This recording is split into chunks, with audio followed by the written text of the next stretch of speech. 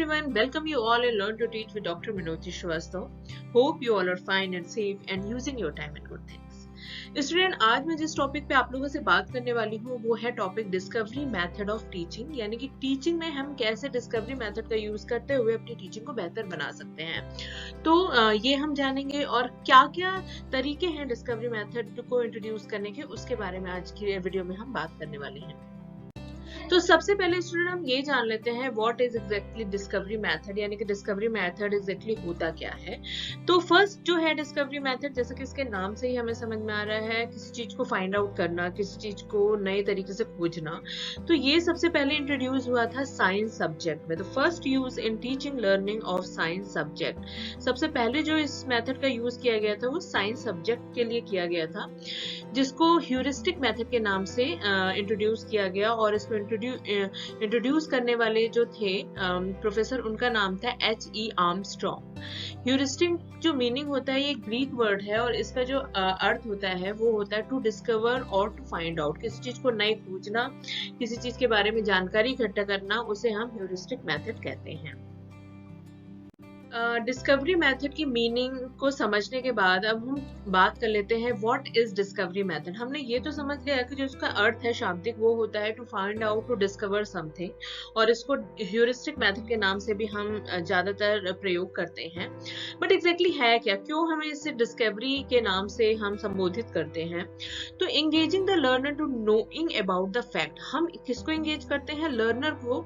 और किस चीज के लिए? अबाउट, कि वो ज्यादा जो फैक्ट है उसको समझ सके। लेकिन उसमें करते भी क्या है, हम लर्नर को एंगेज करते हैं।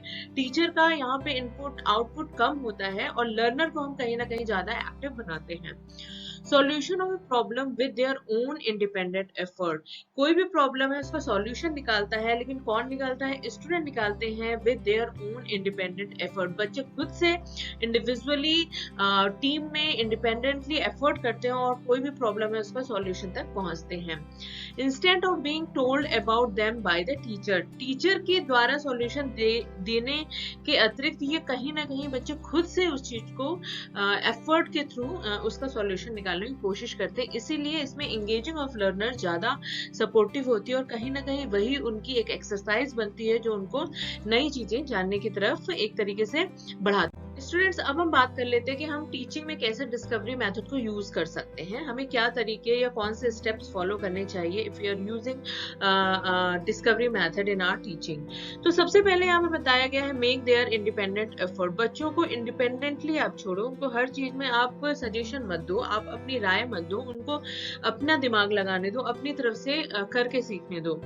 Problem suggested by the teacher और देयर ओन, प्रॉब्लम जो है वो हो सकता है टीचर के द्वारा सजेस्ट की जाए या फिर वो खुद से भी प्रॉब्लम को सॉल्व करने की तरफ, यानी कि प्रॉब्लम को सर्च करें और उसका सॉल्यूशन ढूंढने की तरफ बढ़े। Clearly understanding about the subject and purpose of the discovery, discovery method में सिर्फ हम लग नहीं जाते, हमें सबसे पहले अपने ऑब्जेक्टिव को क्लियर करना चाहिए, पर्पस को क्लियर करना चाहिए कि ये प्रॉब्लम है, इसका सॉल्यूशन हम निकालते हैं तो क्या फायदा है, ये क्यों हम इसके सॉल्यूशन की तरफ बढ़ना है। Collection of relevant information and data, अब बात आती है सपोज हमें कोई टॉपिक मिल गया या कोई प्रॉब्लम मिल गई तो उससे रिलेटेड हम कितनी ज्यादा इंफॉर्मेशन कलेक्ट कर सकते हैं, कितना ज्यादा डेटा कलेक्ट कर सकते हैं। These are the steps. Analysis of collected information, जो भी हमें उस रिलेटेड टॉपिक से इंफॉर्मेशन मिली है उसको हम एनालिसिस करते हैं। हो सकता है उससे कहीं और क्लू मिले, कुछ और लिंक मिले और हम कहीं ना कहीं सॉल्यूशन की तरफ बढ़ सके।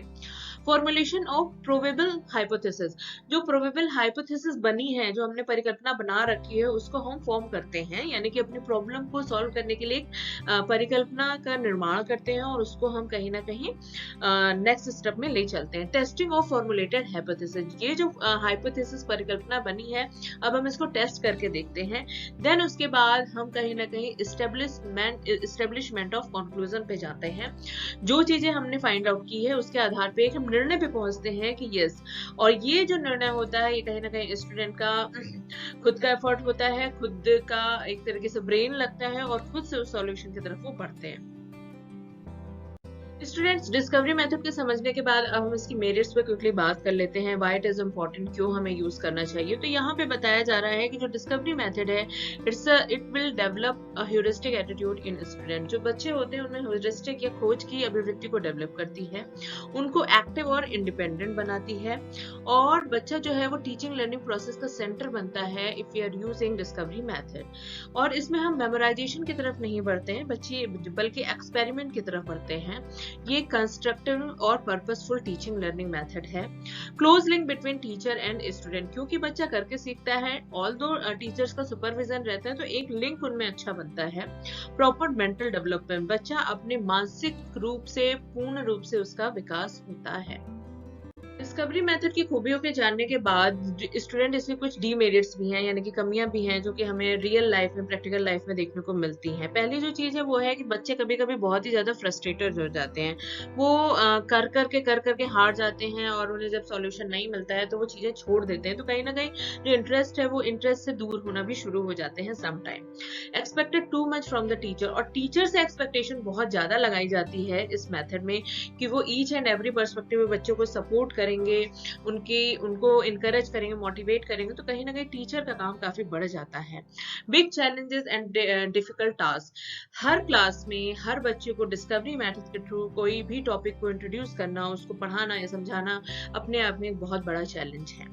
तो ये कुछ इसकी डेमेरिट्स थी, और इसी के साथ ही हमारा आज का topic discovery method of teaching खत्म होता है। आई होप स्टूडेंट आपको ये मेथड समझ में आया होगा।